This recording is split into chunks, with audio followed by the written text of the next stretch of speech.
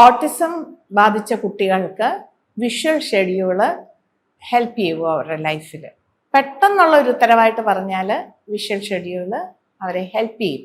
Visual schedule കാണിക്കുക എന്ന് പറഞ്ഞാൽ പടങ്ങളൊക്കെ ബാത്റൂമിൻ്റെ വാതിക്കൽ ഒട്ടിച്ചു വെക്കുക, അല്ലെ ചെയ്യാനുള്ള കാര്യങ്ങളുടെ ലിസ്റ്റ് എഴുതി വെച്ചിട്ട് അതിൻ്റെ കൂടെ പടങ്ങൾ വെക്കുക. അങ്ങനെയാണ് ചെയ്തുകൊണ്ടിരിക്കുന്നത്, അങ്ങനെ പരിശീലിപ്പിച്ചുകൊണ്ടിരിക്കും. ഇപ്പം ടോയ്ലറ്റിൻ്റെ വാതിക്കൽ ടോയ്ലറ്റിൻ്റെ പടം, അതിനു മുമ്പേ തന്നെ നമ്മളിത് ടോയ്ലറ്റ് എന്ന് പറഞ്ഞിട്ട് പഠിപ്പിക്കും. ഇനി അങ്ങനെ അല്ലാത്ത വഴിയിലും അവരെ ട്രെയിൻ ചെയ്ത് എടുക്കാം. പിക്ചറിനേക്കാൾ കൂടുതൽ എഫക്റ്റീവായിട്ട് എനിക്ക് തോന്നിയിരിക്കുന്നത് അവർക്ക് ചുറ്റുമുള്ള സാധനങ്ങളെ നമ്മൾ നേരത്തെ പരിചയപ്പെടുത്തിയിട്ടുണ്ടോ എന്ന് നമ്മൾ തന്നെ ഒന്ന് പരിശോധിക്കുന്നത് നല്ലതാണ്. സാധാരണ പോലെയുള്ള ആളുകളെ പോലെയുള്ള കണക്ഷൻസ് അവർക്ക് ഉണ്ടാകുന്നില്ല.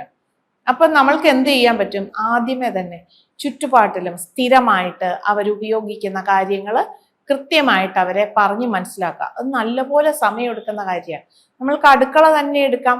അടുക്കളയിലെ സാധനങ്ങൾ നമുക്ക് പരിചയപ്പെടുത്താം. ഇത് പ്ലേറ്റ് ആണ്, ഇത് കുട്ടിയുടെ പ്ലേറ്റ് ആണ്. നമ്മളവർ കേൾക്കുന്നില്ലെന്ന് വിചാരിച്ചിട്ട് നമ്മൾ ഇതെല്ലാം സ്റ്റോപ്പ് ചെയ്ത് കളയുക ചെയ്യുന്നു. അല്ലെങ്കിൽ അവർ അടങ്ങിയിരിക്കുന്നില്ല. ഇനി അടങ്ങിയിരിക്കാത്തതിന് നമുക്ക് എന്ത് ചെയ്യാൻ പറ്റും? കുഞ്ഞായിരിക്കുമ്പോൾ നമുക്ക് പിടിച്ചിരുത്താൻ പറ്റും. 1 മിനിറ്റ്, ആ 1 മിനിറ്റ് പിന്നീട് വളരും, സ്വാഭാവികമായിട്ട് വളരുന്നതായിട്ടാണ് കണ്ടിരിക്കുന്നത്. ഇരിക്കാൻ പറ്റുന്നില്ല എന്ന് നമ്മൾ സ്ഥിരമായിട്ട് കംപ്ലൈൻറ്റ് ചെയ്യുക ചെയ്യുന്നത്. അങ്ങനെയല്ലേ ചെയ്യാറ് സാധാരണ.